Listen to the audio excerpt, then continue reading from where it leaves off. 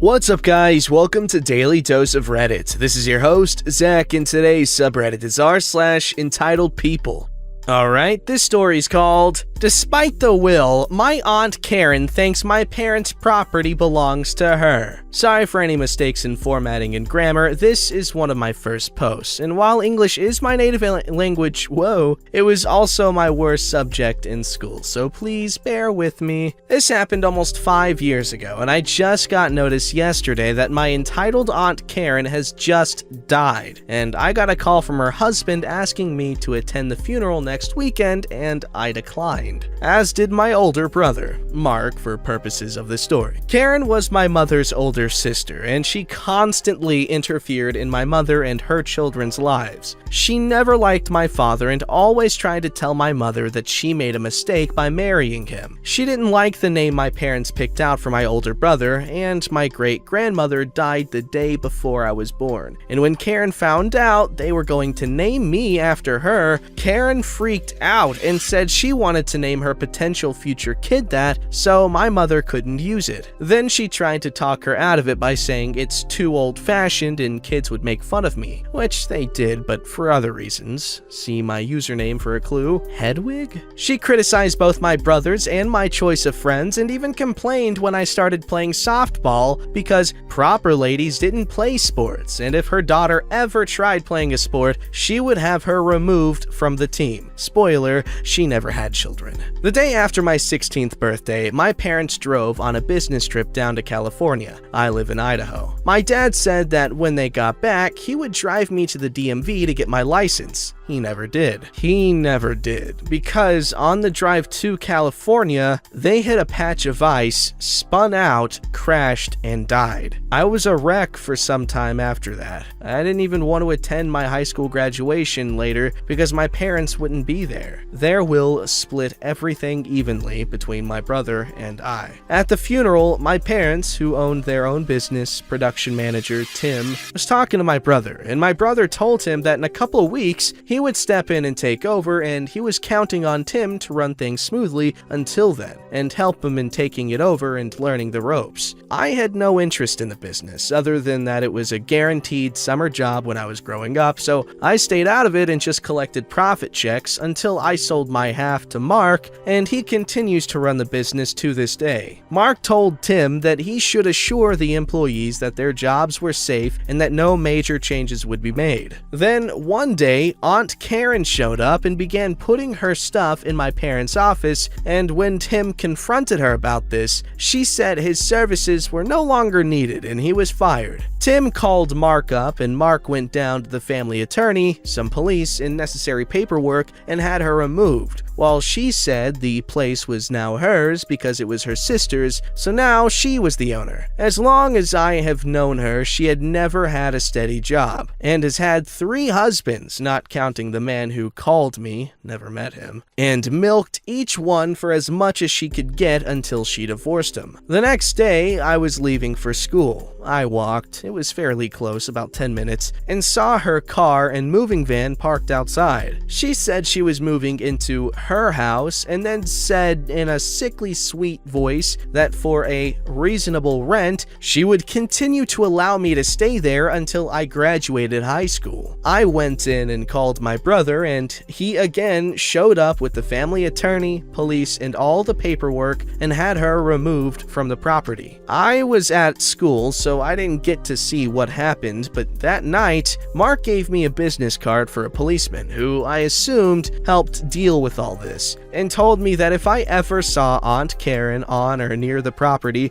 to call that number and report her immediately. Don't even try to confront her or give her a warning, just call. I do know that the movers charged her to move her stuff into the van, drive across town, get turned away, and drive back across town and move her stuff back into her apartment, which she hadn't given notice yet. I got scared to the point that I didn't like letting our dog into the backyard when I was at school. I used to put her out in the yard and let her play in the fenced backyard while I was in school. For a while, I just put her in the locked and closed garage, and then cleaned up her messes when I got home in the afternoon. Eventually, Karen Karen moved to Colorado, where I assumed she met and married the man who called me and said that she had died and he couldn't find anyone from her family to attend the funeral. I chose not to tell him about her, politely said, "Sorry for your loss, but I can't make it." From discussions with Mark, he basically told him the same thing. Outside of myself, Mark, and Mark's infant daughter, I don't think she has any living relatives. I still own the house. Mark gave me his half as part of the deal where I sold him my half of the business, but still sleep in my bedroom. I refuse to move into what was once my parents' bedroom, the master bedroom. I go to the local university, go Broncos, and still miss my parents and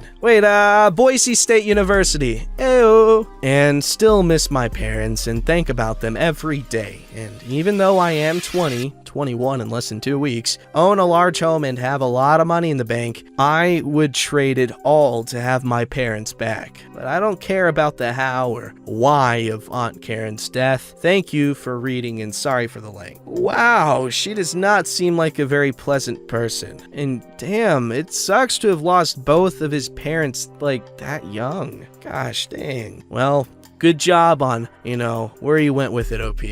Alright, this story's called Karen Gets Angry and Threatens to Call Cops Because Items She Wanted to Buy Scanned in at a Lower Price. So to start off, I had just started working at this major retail chain here in Australia. The department I worked in was electronics and computers. The two departments were combined. They were technically separate but shared the cashiers, if that makes sense. As mentioned, I had only recently started working there, so I still had my little learner sign up at my cash register. I was mostly fine, so the person who was supervising me was happy to leave me be as he cashiered on the other side of the cash desk. Enter Karen. She came to my side with an electric razor. I said, "Hi, how are you?" and asked if she had seen a sales representative. As usually someone in sales will do up the invoice for sales commission, she didn't say anything. She just looked at me like I had 3 eyes. I just opened up the new invoice option and asked for a phone number. She stared at me again, so I started to explain why I needed a number. It's for warranty purposes. The invoice stays on the system under the phone number for about 10 years, as we know receipts tend to fade. Most products have at least 1 year warranty. If you need it replaced, we can just ask for your number, find the invoice, and print it off. Easy peasy. She continued to stare at me. At this point, I was getting anxious and thought maybe she was mute. So I offered her the keyboard so she could type her number in. She got huffy and said, "I don't want to give you my phone number." I just said, "Okay," and put in the store's phone number, as we did need it under a phone number for stock take. We were trained to put it under the work number if they refused to give details. I took the razor and scanned it in. From memory, the price on the sticker was around $300-ish. It scanned in at about $160-ish. She did not like that. I told her the price, and she got annoyed. "It says on the sticker it's $300. Well, yes, but there'd be signs indicating its new price. The price on the sticker is just the base retail price. It'd be a waste of stickers and time to update all the products to the new price when we can— This is false advertising." This threw me off guard. She must not have seen the signs with the product. I was confused as to why she was kicking up a fuss over having to pay less for a product she wanted. Like, bruh, that's a dream come true. "Well, I can call the cops about this and you guys will get in serious trouble." I'm panicking at this point as she angrily hands me money to pay for the item. I grab her change, hand it over alongside the product and receipt. She's still going on about how illegal what we're doing is and how we're going to get in so much trouble. She then leaves with her illegal product, still ranting, and I'm still standing there baffled. I turned to my fellow cashier, who laughed about it as I told him the story and said he would have just charged her the full price for it. Now that would have been illegal. My butt fell off, I laughed too hard, oh my god. I'm still very confused as to why she got angry when she got her item for cheaper. She must have never called the police because no one ever showed up to tell us what we were doing was illegal. That, or they just laughed at her like my coworker did. As someone who's broke, how do you get angry for being charged less? I do not understand at all. Yeah, this one I'm a bit lost at. Like, what if it was like she was doing a thing with Mr. Beast, and he's like, oh, whoever gets the highest total from this store wins. And then she... But that doesn't make sense. She'd just grab a bunch of items. She wouldn't price check an individual item. Like, what? Come on, man. But that's the only possible explanation. Or maybe she's trying to scam people and I don't know.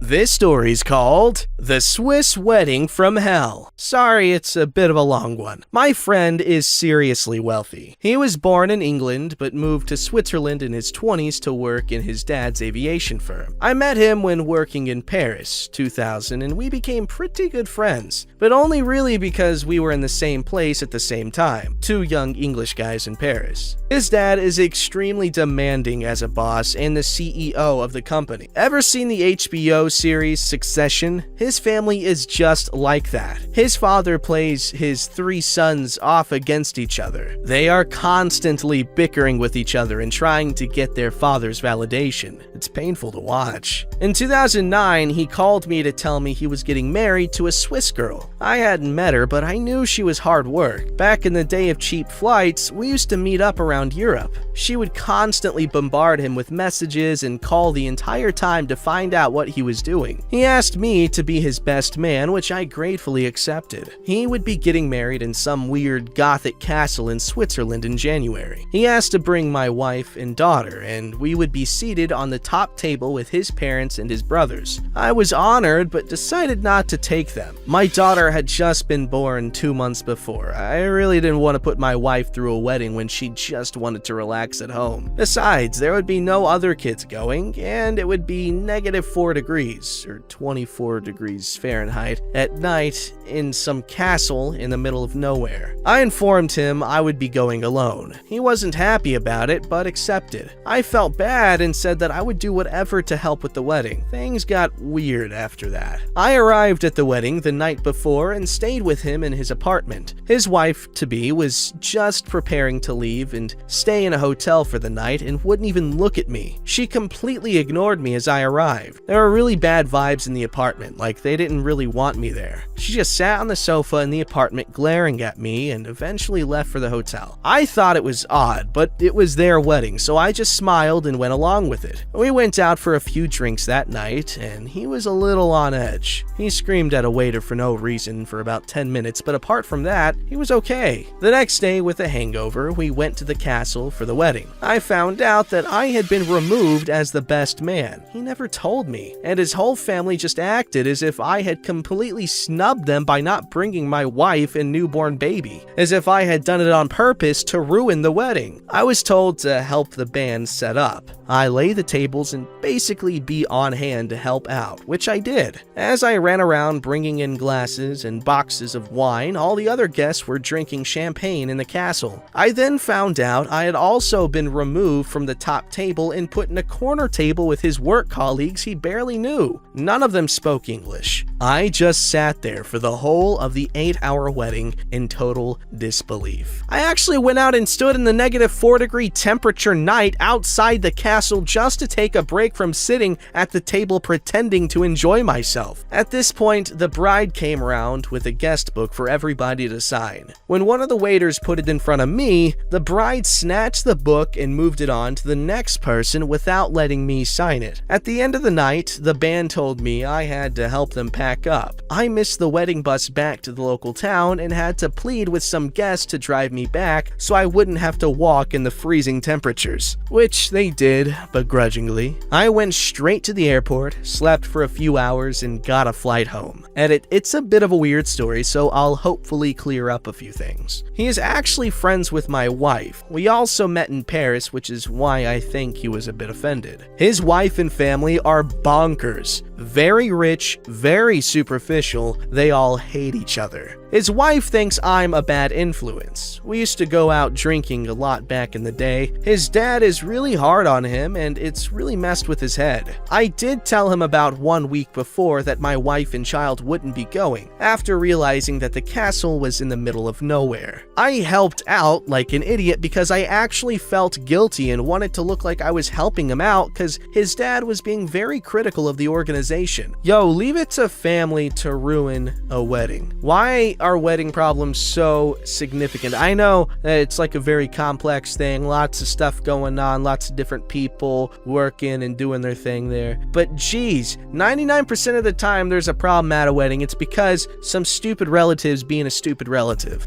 Don't forget to like, subscribe, and hit that bell to never miss an episode.